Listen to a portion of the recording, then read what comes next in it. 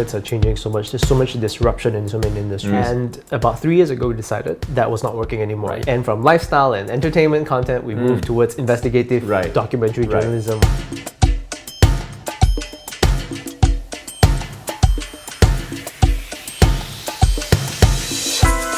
Hey there everybody, I'm John and I'm back. And today we've got a special guest star. I've got Ian Yee, editor of Rage, who basically consists of a team of documentary journalists, award-winning documentary journalists. Morning Ian. Hi. Hey, you want to tell us something about what Rage is? Yeah, so like you said, we do documentary journalism. Basically that means we meet somewhere in the middle, between traditional documentaries where a lot of it is like what you see on Nat Geo and Discovery Channel, which are more lifestyle-based, more science-based, and from the realm of journalism where we investigate, we go undercover, we uncover social issues.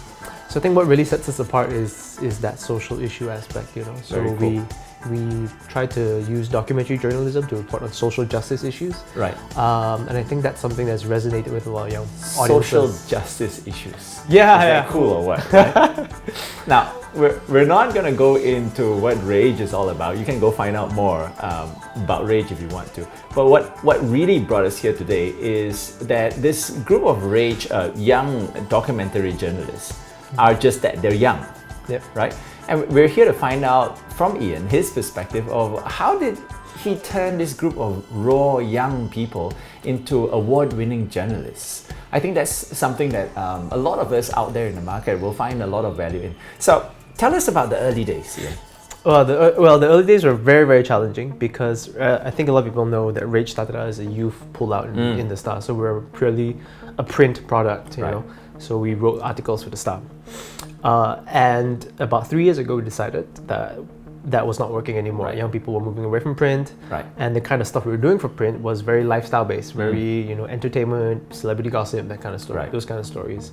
So we felt we needed to pivot, which I think is very important in today's environment. Right? The markets are changing so much. There's so much disruption in so many industries. You must be able to pivot. So we made a pretty big pivot from a text-based, print-based platform. We moved towards video. And from lifestyle and entertainment content, we moved towards investigative documentary journalism on social justice issues. Right. So that was pretty much a total transformation of what you guys were doing, right? Yeah, complete transformation. So he calls it pivoting. It was basically looking at what was needed at that point in time, and then just changing to what was required.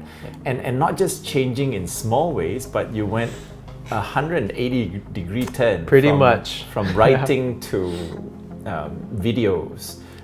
From lifestyle to social causes. Yep. Now, what was it like working with the group of people in this transformation? It was very painful at first because every time you do you do a transformation as drastic as that, there will be people who won't be on board. Sure.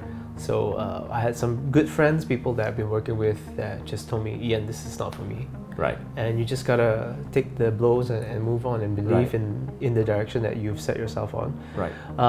And in the end, it's usually for the best. What I'm hearing is that you don't necessarily have to have everybody on board. In fact, a lot of times during transformation, you're gonna find that it's not for everybody, right? Not everybody shares the same vision, and it's okay. Yeah.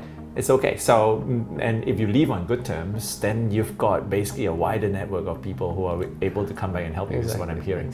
Okay, so let's go into the actual team. Now, early on, before this, we were talking about turnover, young people, and so on and so forth. I want to get your how old are you, by the way? I am 34. So he's 34 years old. All right, editor of an award-winning team, 34 years old, young himself. So I want to know, and this is where I'm going to get your input to help educate the rest of us managers out there. What were some of the specific challenges that you had managing a young team?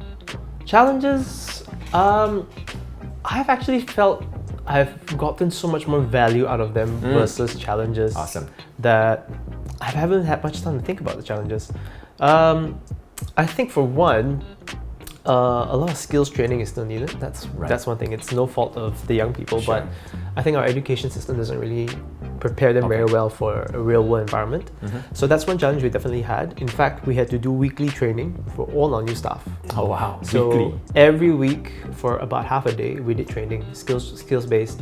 So because we don't really have a budget to hire anyone who's Right. ready made, Right. so we hired a lot of people fresh out of college or university. Right.